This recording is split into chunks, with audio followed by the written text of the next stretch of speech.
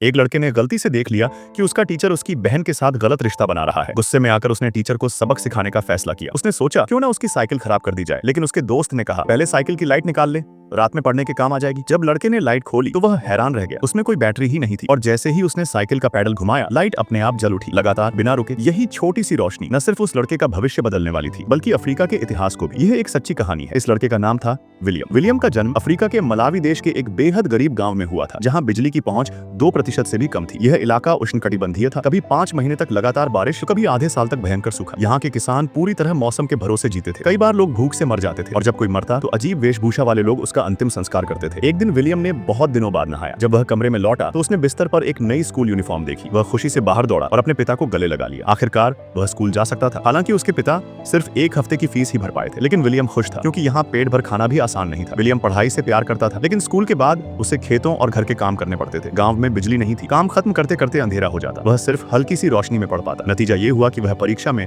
बस पास ही हो सका। वह हार मानने वालों में से नहीं था। वह पुराने रेडियो ठीक करता, छोटे इलेक्ट्रॉनिक सामान से खेलता और कुछ पैसे कमाने की कोशिश करता। लेकिन एक दिन फिजिक्स टीचर ने चेतावनी दी, अगर फीस नहीं भरी तो स्कूल से निकाल दिया जाएगा। घर आकर उसने पिता से कहा। पिता बोले फसल आएगी तब देखेंगे, लेकिन फसल कभी आई ही नहीं और विलियम को स्कूल से निकाल दिया गया। वह कचरे में कबाड़ ढूंढने लगा। उसकी बहन ने भी काम ढूंढा, लेकिन लड़की होने की वजह से उसे मना कर दिया गया। इसी बीच गांव में बैठक हुई। तंबाकू कंपनी ने पेड़ों को सस्ते दाम पर खरीदने का लालच दिया। मुखिया ने चेतावनी दी, पेड़ कटे तो बारिश में सब बह जाएगा, लेकिन गरीबी से डरे लोग मान गए। कुछ ही समय बाद जंगल काट दिए गए और फिर भयानक बारिश